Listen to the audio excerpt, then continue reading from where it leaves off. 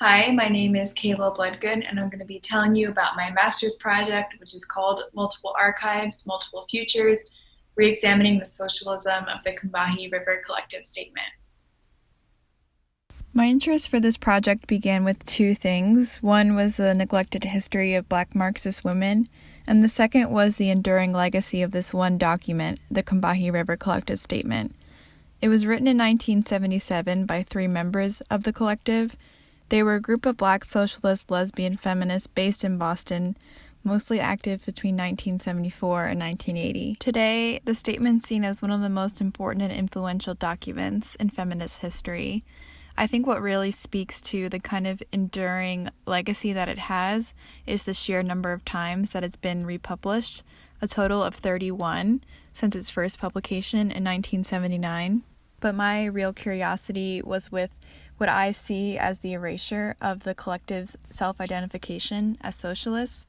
So while the Combahee River Collective Statement is now primarily seen as laying the groundwork for what we call intersectionality theory or intersectional feminism, my major question for this project was why there's been no connection drawn between the statement and socialist feminism.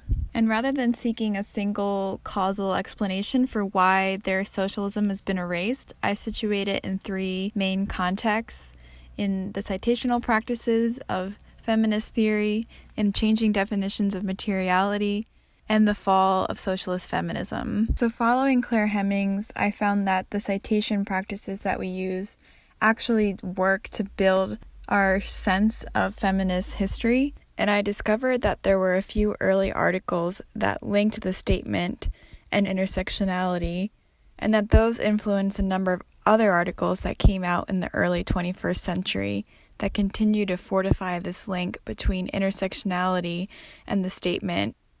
And from there, I found that there was just a proliferation of articles that made this connection and established it first and foremost as an intersectional text. Second, around the turn of the 21st century, some socialist feminists worried that new theoretical developments like postmodernism, post-structuralism, affect theory, and queer theory were venturing far outside what Marx meant by the material, threatening to drown out important political analysis and abstract musings on semiotics and language.